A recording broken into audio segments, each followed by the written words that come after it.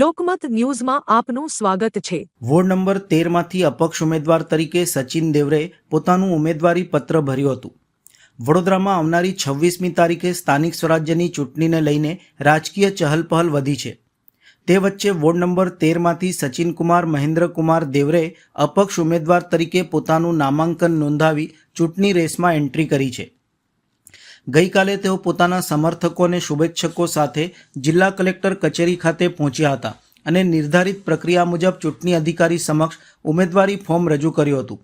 આ દરમિયાન તેમના નજીકના સગા સંબંધીઓ, મિત્રો તેમજ મોટી સંખ્યામાં ટેકેદારો હાજર રહી તેમને પ્રોત્સાહન આપ્યું હતું। ઉમેદવારી નોંધાવ્યા બાદ સચિન દેવરે વિશ્વાસ વ્યક્ત કર્યો હતો કે વોર્ડની જનતા તેમને સમર્થન આપશે। સાથે જ તેમણે જણાવ્યું હતું કે વિસ્તારમાં રહેલી સમસ્યાઓને ઉકેલવા અને લોકોના મુદ્દાઓને પ્રાથમિકતા આપવા માટે તેઓ આ ચૂંટણીમાં મેદાને ઉતર્યા છે।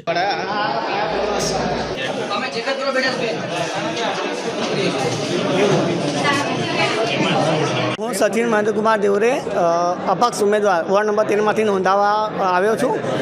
વડોદરા શહેરના જે 5 વર્ષમાં જે તમે લોકોને કામો નથી થયા, રોડ રસ્તા, પાણી, દબાણ, ટ્રાફિક સમસ્યા છે, પીવાના પાણી ગટર સમસ્યા છે, ઘણી એવા પ્રશ્નો છે જે લોકોથી, જે નગરસેવકો જે હમણાં હાલ પૂરો થઈ ગયા છે એમાંથી કોઈ સોલ્વ નથી થતા, એવા અનેક પ્રશ્નોને વાંચી આપવા માટે હું વોર્ડ નંબર 13માંથી અપક્ષ ઉમેદવાર નોંધાયો।